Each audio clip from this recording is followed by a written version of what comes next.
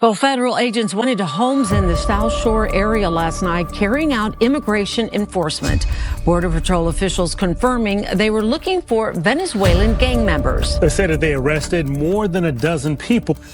An early morning raid on a Chicago apartment building Tuesday has local leaders vowing they'll continue to fight back against the Trump administration. And just seeing it happen in person, it's kind of sad. You hear people screaming. A $12 million mansion in America's most exclusive zip code isn't just a home, it's a fortress. But when the FBI breached this Chicago power couple's bedroom, they didn't find just luxury. They found 3.2 tons of cocaine behind a fingerprint-locked wine cellar and a blueprint for the silent takeover of the United States. Imagine waking up at 4 a.m. to the sound of flashbangs shattering the silence of your gated, multi-million-dollar neighborhood. While the world slept, federal agents were storming the homes of Chicago's elite, the kind of people who grace magazine covers and host high-end charity galas. This wasn't just a standard drug bust. This was the moment a 14-month investigation exposed a terrifying reality. The Sinaloa cartel hasn't just crossed the border, they've moved into the North Shore mansions next door. To understand how a glamorous real estate power couple built a narco empire hidden in plain sight, we have to look at a single photograph seized by the FBI. It shows Elena Velasquez shaking hands with a man federal analysts had been hunting for 3 years, a high-level cartel enforcer. But it was the handwritten note on the back that turned investigators' blood cold. It simply read, "Phase 2 complete. Chicago is ours." Before we dive into the chilling details of the expansion protocol, make sure you hit that subscribe button. We uncover the dark side of systems you think are safe, and you won't want to miss our upcoming deep dive into the Detroit connection. Now, let's talk numbers, because they are staggering. 269 pounds of fentanyl. To put that in perspective, that's enough to yield 6.9 million lethal doses. If you're wondering why this matters to you, that's more than enough to kill every man, woman, and child in Chicago twice over. The targets were Adrienne and Elena Velasquez. On paper, they were the American dream. They owned luxury real estate firms, donated to the arts, and lived in a $12 million glass and stone fortress in Winnetka. But federal intelligence uncovered a $21.4 million narcotics distribution network operating through these very properties. They weren't just moving weight, they were building permanent, sophisticated infrastructure. But here's the kicker. The raid was supposed to be a total surprise. Yet, at 3:47 a.m., 13 minutes before the breach, Adrienne's burner phone lit up with 2 words: "They're coming." The mole hunt had begun before the first door was even kicked in. As 800 agents hit 9 locations simultaneously, from Lake Forest to Evanston, the scale of the deception became clear. In the Velasquez mansion, agents moved like shadows through hallways lined with modern art. In the basement, behind a wine cellar requiring a fingerprint scan, agents found 3.2 tons of cocaine stacked floor to ceiling. Street value, $11 million. In a Lake Forest estate listed as an Airbnb, they found 1.8 million fentanyl pills hidden inside designer furniture. Wait, it gets crazier. In Elena's office, hidden behind a false panel, was an encrypted server farm with military-grade security, and in Adrienne's safe, current Chicago police radio encryption codes. Think about that. They weren't just hiding from the police, they were listening to them in real time. If you're finding this investigation as shocking as the agents did, hit that like button. It helps get this story out to people who still think this only happens in the movies. 6 hours later, FBI Cyber Command finally cracked the server architecture. They found a masterpiece of criminal engineering codenamed Operation Gilded Corridor. Dozens of shell companies, names like Lakeview Capital Holdings, were used to funnel Sinaloa cash through offshore accounts in the Caymans. They bought luxury properties, generated clean rental income on paper, and used those same houses as drug hubs. One senior analyst with 22 years at the Bureau whispered, "This isn't cartel work, this is Wall Street level accounting." And then they found the names. Officer Marcus Holloway, CPD District 18. He was being paid $8,000 a month to leak raid schedules. But Holloway was small fish.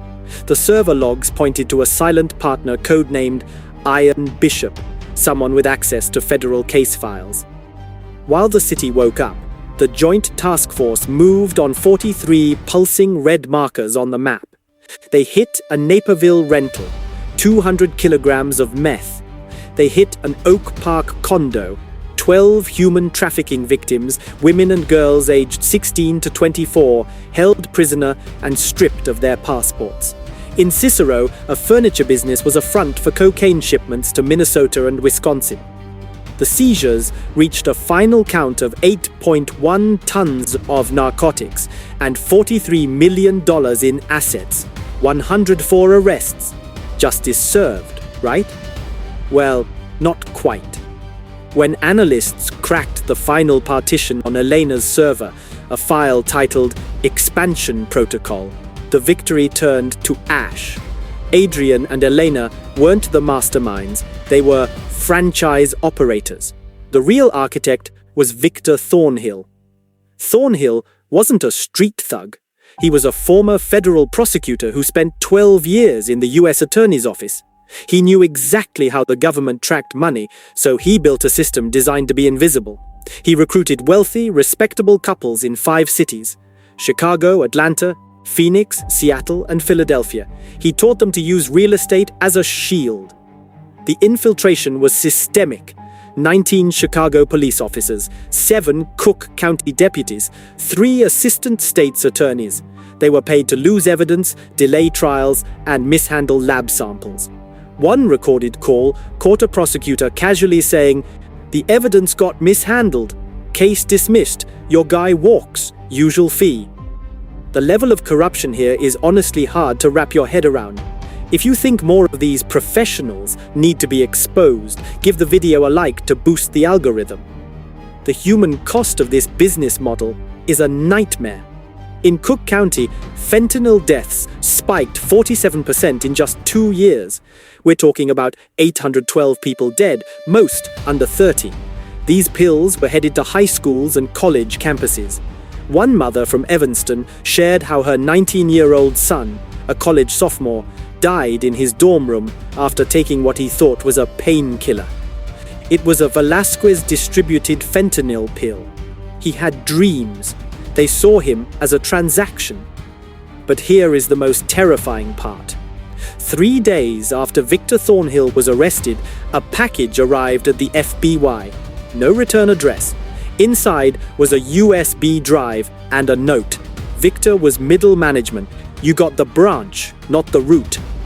The drive revealed that the real estate drug model wasn't just in 5 cities. It's already operational in 9 more. Houston, Denver, Las Vegas, Boston, San Diego, Portland. 14 cities in total. The system was designed with redundancy. If one cell falls, the others keep breathing. Let's break down the sheer scale of the Operation Hydra map.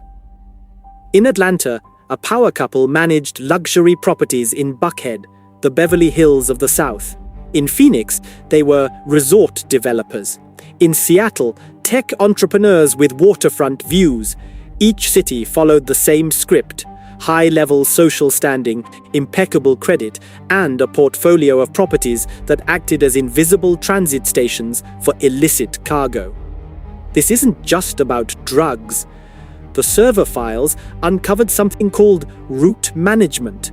This involved timing the movement of narco renovation trucks with highway patrol shift changes. Thornhill's corrupted officers provided these schedules down to the minute. If you saw a moving truck parked in front of a house undergoing renovations in Winnetka, you didn't think twice. But that truck was often carrying half a ton of methamphetamine. The emotional toll on honest officers is perhaps the hardest part to swallow. An honest Chicago police sergeant sat in an interrogation room watching video of his lieutenant, a man he'd worked with for 9 years, meeting Adrian Velasquez at a private restaurant and accepting an envelope thick with cash. His voice cracked when he spoke to investigators. "We took an oath. How do you just sell that?" It wasn't just a few bad apples. It was a parallel system, a shadow force that answered to the Sinaloa cartel, not the Constitution. And at the center of it all sat Victor Thornhill, the Iron Bishop, monitoring federal investigations in real time using login credentials that were never deactivated after he left the U.S. Attorney's Office.